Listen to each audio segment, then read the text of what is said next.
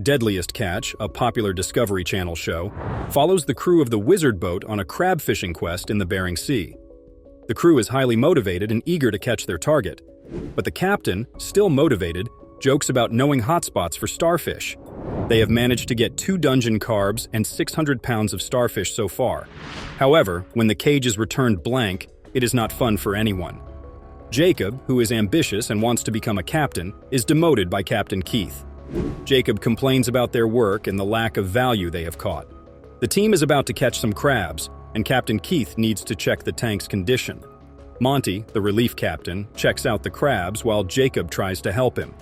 Jacob agrees that it was good, because it was far away from where the captain was, and doesn't blame him for what happened. Keith then heads to the remaining crew and informs them that Jacob is no longer part of the team. He then goes back to driving, complaining about not having a pleasant morning recently. The workload seems to have increased by 25%, so everyone has to step up to fill in for the missing person. Jacob is back in his room, saying he has to quit and run his boat. After benching, Jacob is seen washing the dishes and helping his crew members in any way he can. Captain Keith finds stacking and setting all 150 pods difficult for the remaining deckhands, and the team needs to be more worn out. Taylor, a deckhand, has been the one working the most, moving the bait and hanging it up in the cage.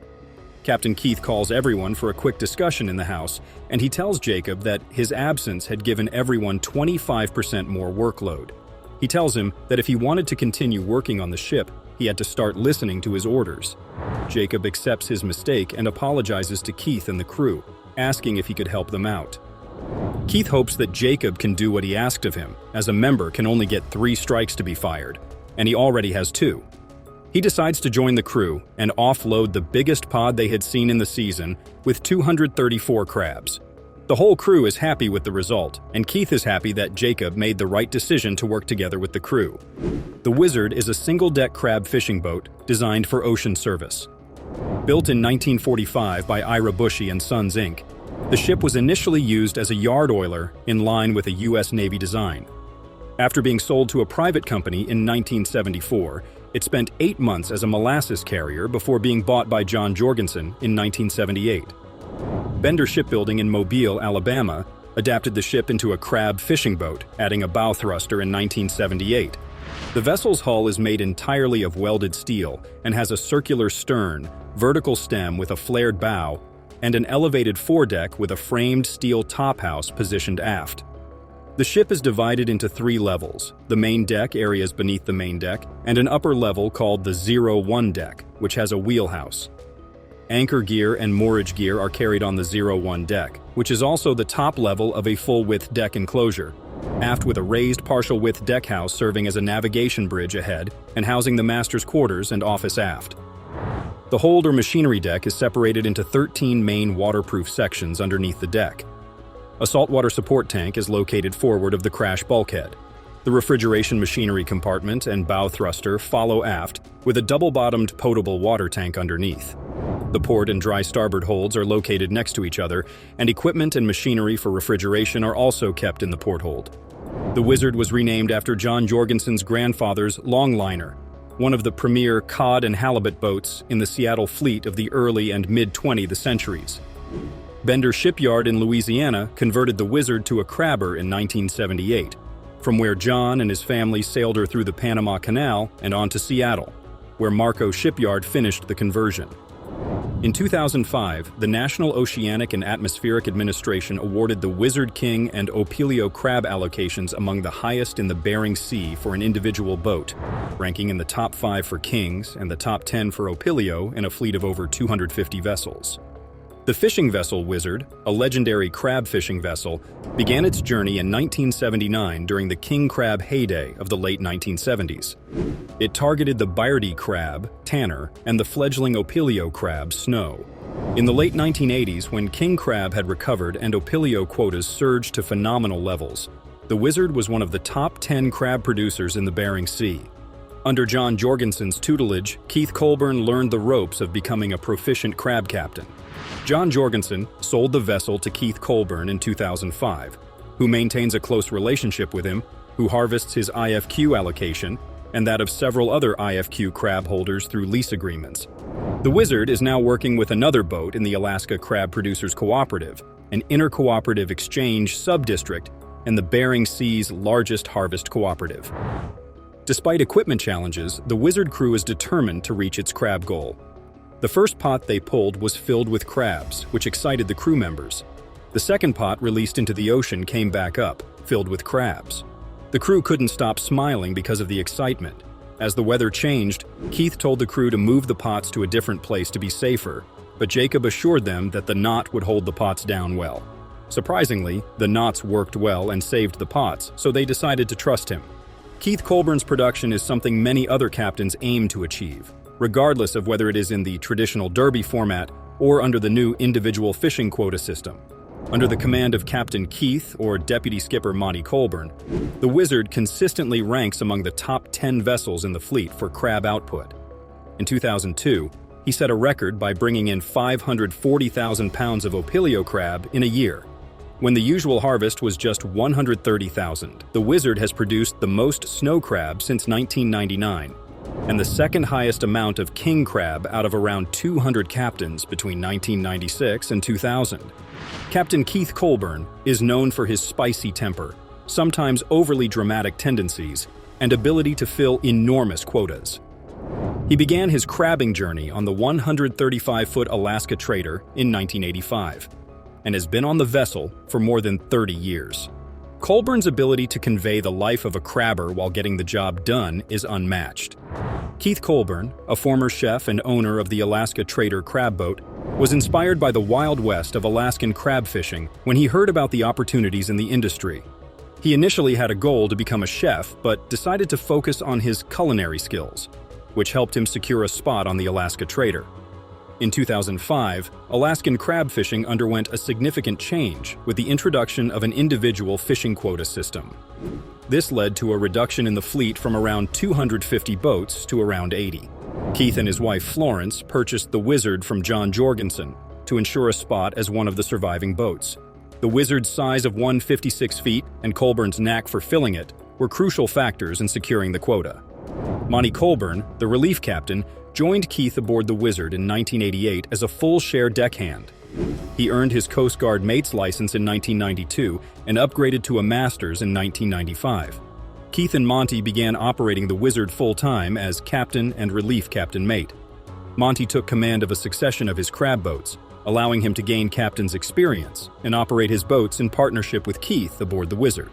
The brothers are often at odds on how things should be run, but Keith has voiced full trust in Monty's ability, often noting that his brother is one of a few guys in the fleet with a master 1,600-ton captain's license. Monty is excited for the season to start, having just rebuilt the whole engine on the Wizard, about a $100,000 job.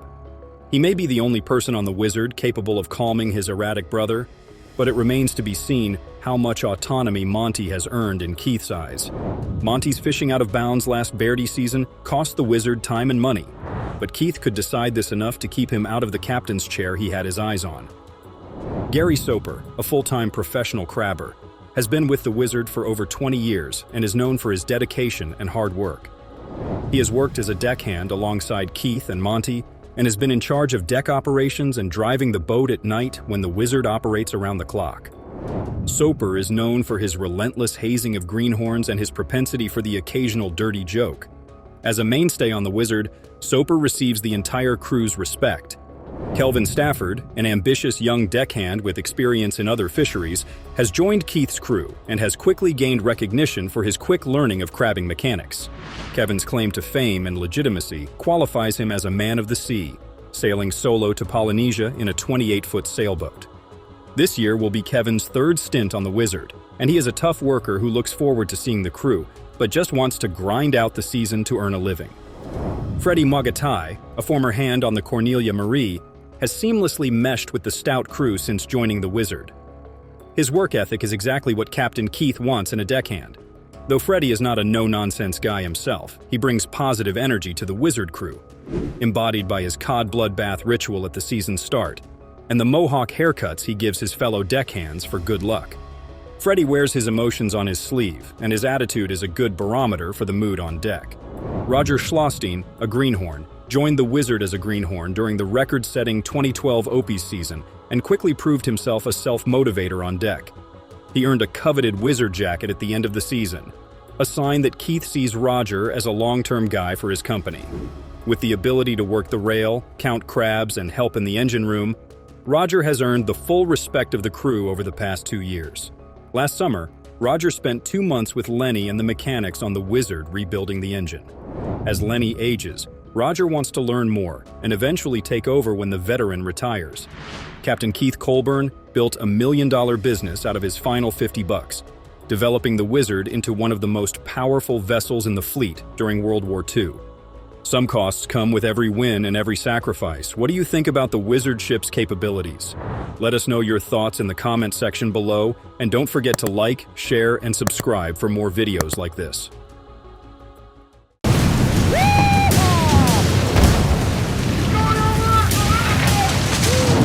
The Deadliest Catch is a thrilling adventure set in the deep blue waters of the Atlantic Ocean.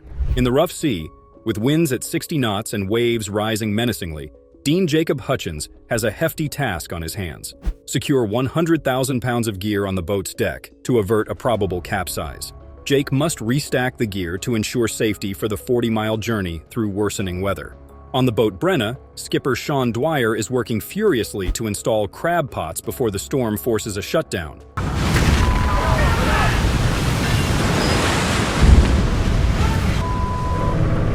Sean, who earned more than $500,000 in a successful king crab season, is now looking for the rare Bairdi crab. As the storm approaches, Sean intends to dump his pots and flee to shelter. On the same boat, greenhorn Luke Morawski is struggling to keep up with the fast-paced crab boat life. Sean's expertise as a skipper is critical in navigating these treacherous waters, making his duty of securing the pots essential to the crew's safety. The contrast between the experienced skipper and the struggling newbie adds strain to their common goal: securing their catch and successfully sailing through the storm. Skipper Sean Dwyer and his crew confront problems in a large, windy sea 280 miles northwest of Dutch. Battling 45 Brenna, they seek refuge after a marathon set, exercising caution in the 50-knot winds. Meanwhile, Captain Jake Anderson steams 40 miles through the north looking for new territory in the south. He faces the season's worst weather, including increased winds, slick decks, and the risky challenge of carrying heavy metal through the storm. As the storm rages, Sean and Jake, 2 young skippers, negotiate the dangerous waters. Sean's decisions are influenced by the urgent need for safety, realizing the storm's unpredictable nature. Jake, who has severed relations with Keith, bears the brunt of the duty in the south, confronted with dangerous conditions that exacerbate the risks of his difficult job. The marine drama tells the story of survival, individual choices, and the unrelenting power of nature. On the hunt for a mountainous 91,000-pound... Capturing the essence of the treacherous world these skippers navigate. Inexperienced Jash Taylor, a rookie crab fisherman, made a critical error while tossing bags, resulting in a paltry catch of small, thin female crabs. The team, led by Captain Sean Dwyer, faced not only physical hardships at sea, but also the bitter reality of a smaller crop. The team's emotions were reflected in the waves, which grew and sinking with unmet expectations. Jake Anderson, the ambitious captain of the Saga, set off on a solo trip 275 miles to the southeast, aiming to find his fortune as the formerly turbulent seas calmed. He bravely placed 150 pots in the southern waters, each indicating a potential windfall. The crew hauled in a large number of crabs with an impressive 7.4-pound average. The crew's excitement was tangible, and their camaraderie was clear as they celebrated the enormous harvest. Under Anderson's leadership, the Saga not only survived the physical perils of sea, but also won in the search of a profitable haul. The crew's spirits were high as they returned with their priceless cargo, proving that perseverance and resilience pay off. The Saga's journey was more than just the miles traveled or the pots placed. It was a monument to the unwavering spirit of individuals who dare to embark into the unpredictable seas in quest of their aspirations. The Saga crew took a risk that paid off handsomely, catching around 1,000 pounds of crabs on their first try. However, Captain Jake is concerned about what may happen next, believing they will be entering an area with a lot of ice. He decides to relocate all of their equipment to a different place, despite the fact that they had a successful fishing trip in the shallower water. Captain Sean and Jake, on the fishing boat Brianna, were concerned about potential problems. They decided to bring everything back on board, knowing that Captain Sean had his back if anything went wrong. They took a chance this time and learned it was similar to rolling the dice, but he's not there! Said it! He's gone! The experience made them reconsider doing it again. Sean and Jake maintained tight contact while on the boat, making decisions together. The danger of losing costly equipment spurred them to act quickly. They were thrilled with the prospect of capturing more fish, but the dangers made it a risky move. Despite taking a gamble this time, the experience made them reconsider doing it again. Jake was reassured by Captain Sean's support, and they both acknowledged that sometimes the prize isn't worth the risk in their fishing trips. This prompted them to reevaluate their approach for future endeavors, keeping in mind that safety should come first. The story revolves around a group of crab fishermen who embark on a challenging journey to the Western Front, where they encounter various challenges and obstacles. The crew, led by Captain Jake Anderson, is determined to reach their fishing quota and secure a large bounty of live and healthy crabs.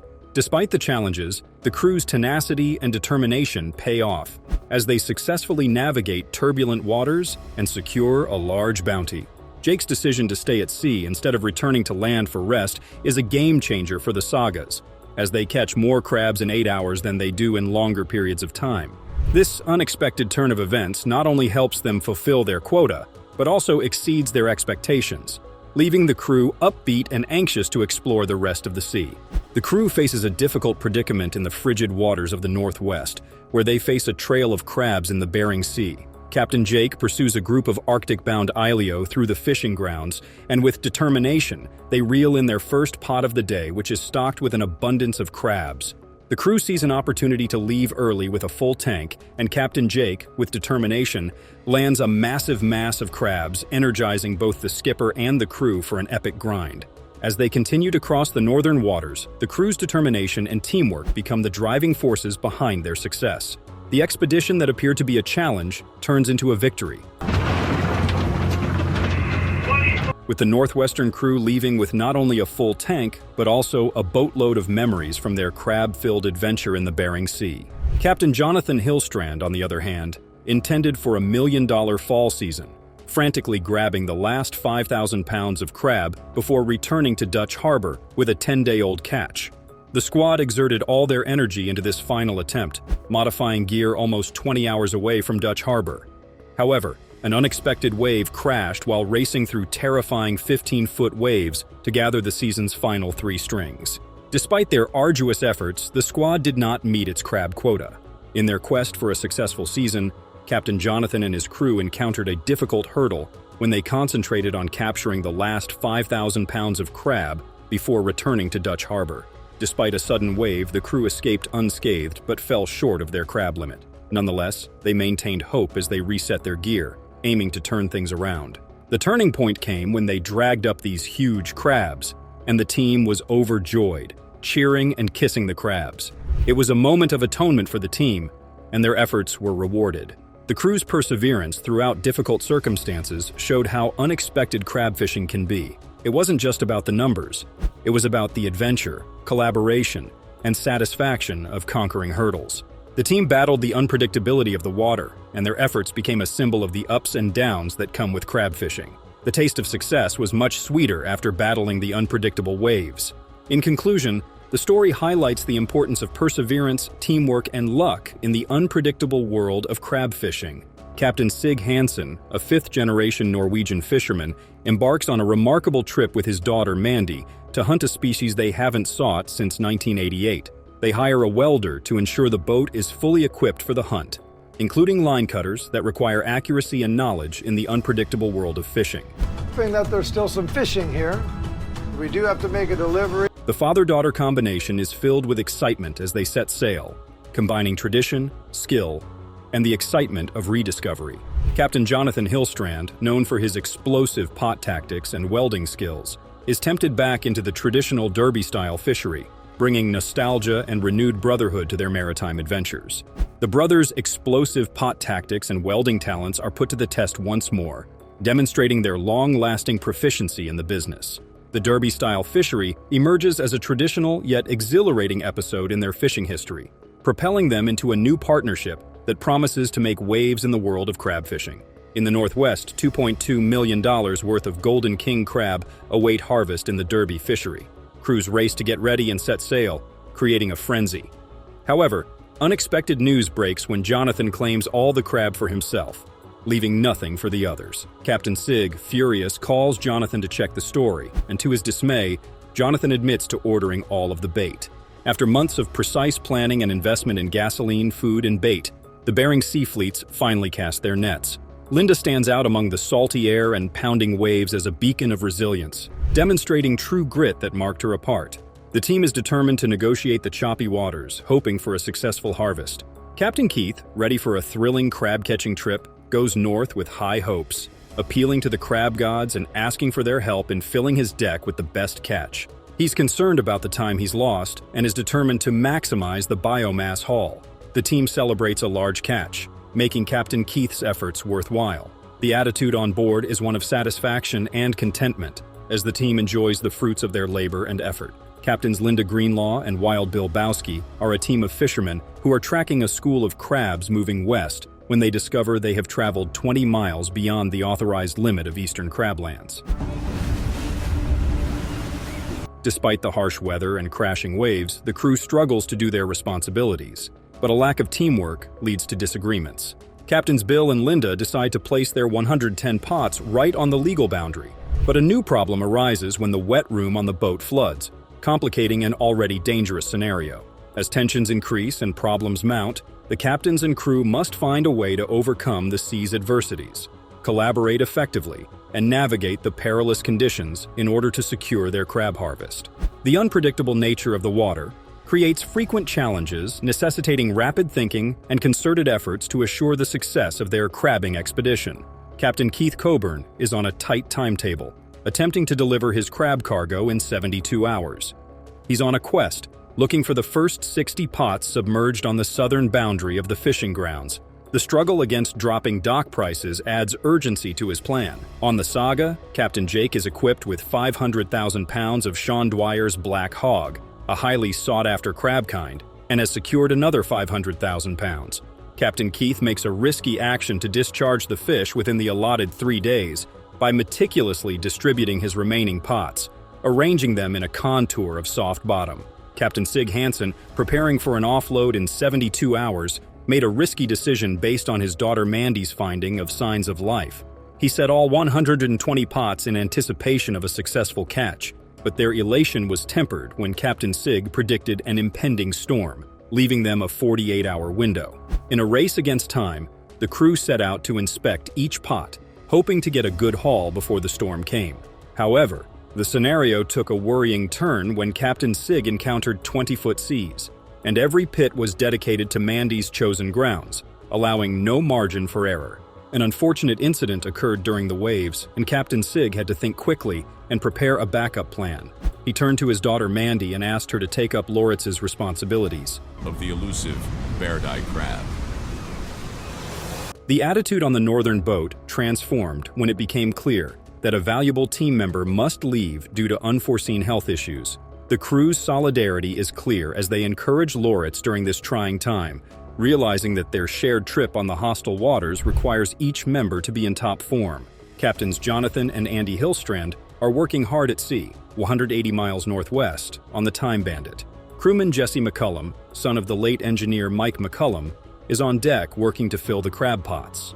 With little over half of their 50,000-pound crab-catching objective remaining and an offload deadline in 4 days, the Hillstrand brothers confront a difficult decision. They decide to haul up the 20 pots placed along a phantom ridgeline, increasing their chances of catching 41 crabs. With the euphoria of a successful crab catch, the team continues their hard work, aiming to reach their goal and dump the valuable cargo on schedule. The next several days will be critical, as the Time Bandit faces the weather and the ticking clock to complete their crab catch objective. Captain Sig Hansen and his daughter Mandy are a team of fishermen who navigate the Bering Sea's Prolof Islands, aiming for golden bird-eye and black cod. The crab count initially disappoints the crew, but when it suddenly soars, Captain Sig is relieved. A gorgeous orca appears near their boat, bringing joy to the crew members. The sight of the orca reminds them of the beauty that surrounds their arduous occupation and the depth of their marine story. Captain Sig is preparing the northwestern boat for a 4-day delivery, and they catch approximately 58 large crabs. However, an orca whale is spotted near the boat, and Captain Sig is unhappy because the whale is keeping him from placing his crab pots. As the whale eventually disappears, Captain Sig takes advantage of the chance to lay a pot, dragging up approximately 50 crabs, serving as a reminder that fishing is more than just strategy. It also requires time, effort, and a bit of luck. In the uncertain world of fishing, encounters with an orca whale are interpreted as a sign of good fortune. The island chain to an 85-fathom canyon, the preferred depth. The crew accepts that success at sea requires patience, hard work, and a bit of luck. As they continue their journey, the crew expresses gratitude for the plentiful harvest and the unexpected situations that make their job both tough and fulfilling.